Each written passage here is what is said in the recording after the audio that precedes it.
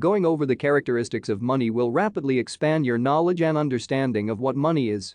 All that knowledge and understanding will just as rapidly jump over to understanding Bitcoin, since after all, Bitcoin is the best money ever created. Medium of exchange. A medium of exchange is the thing itself that one party can use to trade with another party so that they do not have to barter. When you barter with someone to make a trade, you simply tell someone what you want to receive and what you want to give for it. Like a nice handmade hat in exchange for a warm pair of shoes. When there is a medium of exchange that both parties want to use, you can trade. There is no unnecessary stress in finding out what both parties want to receive and what they want to pay. Like, an ounce of gold can be used to pay for a large shopping cart full of groceries or some hats or pairs of shoes. It's a lot easier to trade when using a medium of exchange that is accepted, preferably as white as possible, than using barter. Gold in this example is the medium of exchange that allows for the trade to happen. The receiver of the gold is happy to have gotten the gold in exchange for their goods or services because they know they can buy other things with that same medium of exchange. Hopefully, this explanation makes sense together with the explanation of Investopedia. A medium of exchange is an intermediary instrument or system used to facilitate the sale, purchase, or trade of goods between parties. Investopedia medium of exchange. Unit of account. A unit of account sounds way more complicated than it is. Simply said, a unit of account is a measure expressed in numbers to make sense of calculating prices. All value is subjective. To make life and trading easier, we measure things. For measuring value, we use a unit of account. Think of it like you use centimeters to measure and calculate if you can fit a closet into that small empty corner of your living room. But to buy the closet, you don't use centimeters to measure its price, you will use a different unit of account, like money. A $1,000 will buy you 1,000 items that cost $1. Or one iPhone. The opposite is true as well, 1,000 items that cost $1 can be sold to gain $1,000. Or one iPhone can be sold for $1,000. The same unit of account works for every different good or service because the numbers can be measured and calculated. Fungible. To continue the previous example.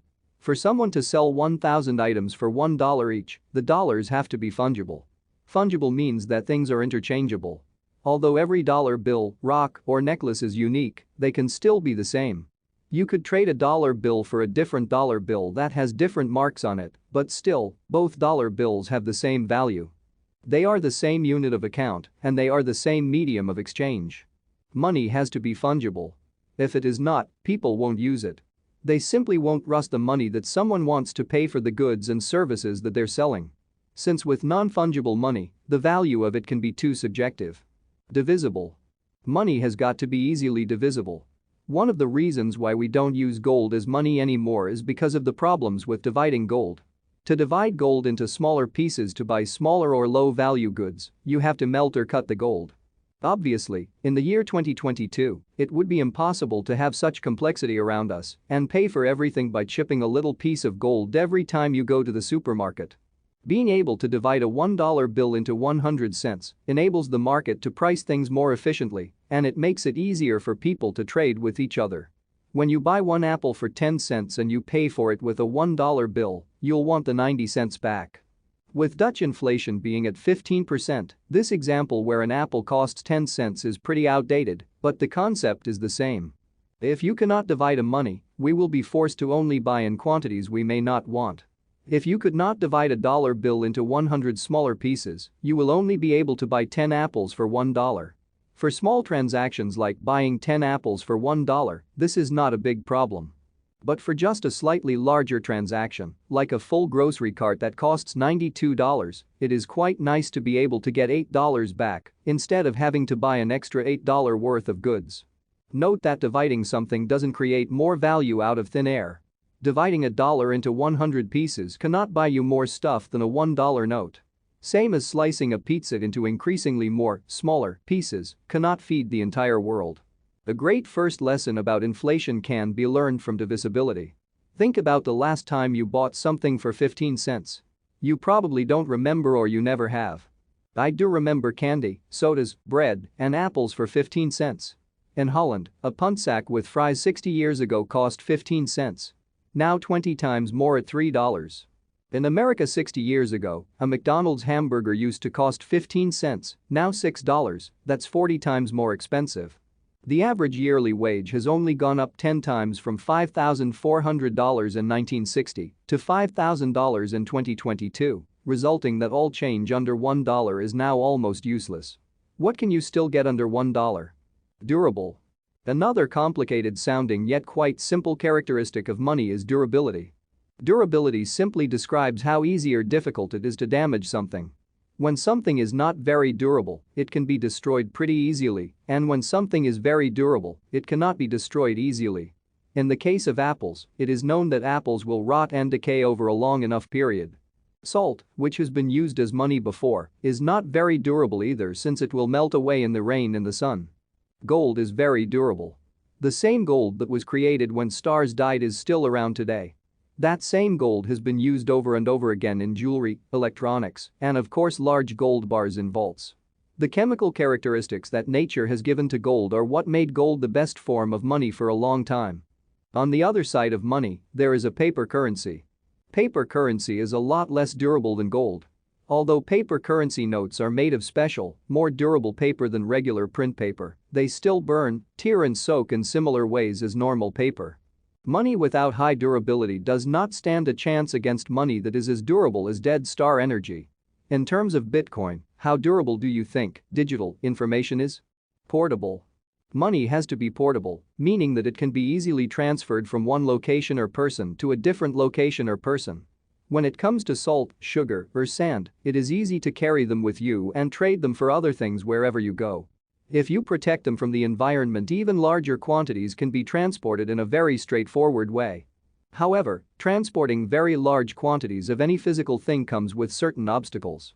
All of these characteristics exist on a spectrum, ranging from low portability to high portability. The best form of money is chosen to be used widely because it scores the highest on each characteristic spectrum. Portability is crucial because money that cannot be easily moved will simply not be used. Gold is no longer widely used as money due to its difficulty in everyday transportation. Gold is still money, but in terms of portability and other factors, it is not the money that people chose to use. Paper currencies have significantly improved the efficiency of money's portability. Now, most forms of money have all these characteristics. Some forms of money excel in certain characteristics, while some score high or lower on others. Gold and silver score very high on some very important characteristics, like durability. However, being highly durable alone is not enough. The portability of gold and silver is an obstacle. The fungibility of gold and silver has some problems too.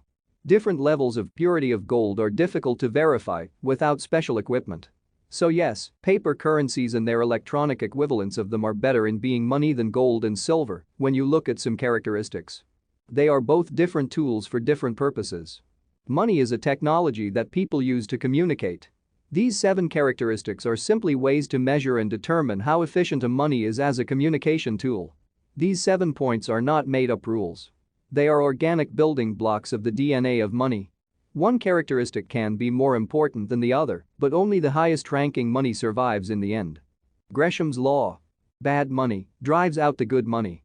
Meaning that when people have the option to spend, earn, and save multiple types of money, they will do their best to save good money while spending the bad money first, resulting in the good money barely circulating and the bad money is all over the place, thrown around almost like someone has an infinite money printer. That is printing non-stop, out of thin air, for the benefit of the very few and at the expense of the many and all. Think about the world and the people around you. When you own a house, the last thing you want to do is sell that house, since it is, most often, more valuable to keep than whatever amount of numbers you can get for it. Even when you can get an absurd amount for your 50 square meter apartment in Amsterdam, it is better to hold on to that apartment to be able to live rent-free or generate income by renting it out. When you own a house and things get financially tough, you will make sure to spend everything else you can spend before you sell your house. The best form of money can be easily divided into any unit of account that should be transportable across space, that is durable enough to withstand environmental damage, and is accepted as an interchangeable fungible item so that it can be used as an effective medium of exchange. All while its purchasing power is preserved over a long period of time. Store of value. Every day is a bank account, and time is our currency. No one is rich, no one is poor, we've got 24 hours each. Christopher Rice. First off, I have no clue who Christopher Rice is. I simply wanted to have a cool saying to introduce this final and the most fundamental characteristic of money. Although the quote above is true, our currency of life is time. We've got 24 hours each day, and through that lens no one is poor and no one is rich. But a person that utilizes money that can store value through time is mathematically richer than someone who uses money that does not hold or loses its value over time. An example below to support my radical claim. Person A works a fair job for a fair wage. This person saves their money in a currency that on average has a 2% inflation rate per year. Meaning every year the purchasing power of the stack of wealth this person has and works for is going down by 2%. Person B works a fair job for a fair wage. This person saves their money in a currency that has no inflation. Prices sometimes fluctuate due to supply-demand, but the end result comes down to no inflation for some unexplainable magical reason. Meaning every year the purchasing power of the stack of wealth this person has and works for stays the same. Now the lesson learned is not coming from this magical money that person B is using. Money has to be a store of value, especially over a long period of time. To make a quick point about how devastating inflation is. Inflation of 2% per year results in a loss of 51.5% in 21 years. I don't want to confuse you with all of this, but it is well worth talking about it right now. Regardless of what you or a politician may think about where inflation comes from. It is undeniably bad for most people. That is the lesson. Let's say you have a great job that you like very much and it allows you to live your life to the fullest and you can save $1,000 every month. You do that for 21 years. 12 months a year, 21 years equals 252 months in 21 years, $1,000 equals $252,000. You save $252,000, you are finally ready to buy your dream house. Assuming that inflation over 21 years has been 2% on average and totals 51.5% inflation in 21 years, that means that your $252,000 is then only worth $122,220. In other words, that house now costs $381,947.92, which means you have to continue to work for another 11 years. After those 11 years of working and saving, if inflation stays at 2% annually, you will have to work even more. Inflation is when you pay $15 for the $10 haircut you used to get for $5 when you had hair. Sam Ewing. Inflation is never discussed or explained in media or at school. It is hidden in plain sight since everyone knows things get more expensive all the time and prices never really go back down. The example I made above is not exaggerated at all. People do lose 51.5% of their money in 21 years, and that is just on an average inflation rate of 2%. The Eurozone in 2022 experienced 10% plus inflation in just 1 year. Turkey has an average inflation rate of 32% every year from 1960 to 2022. That means an item that costs 100 liras in 1960 costs 616,541,967.63 liras today.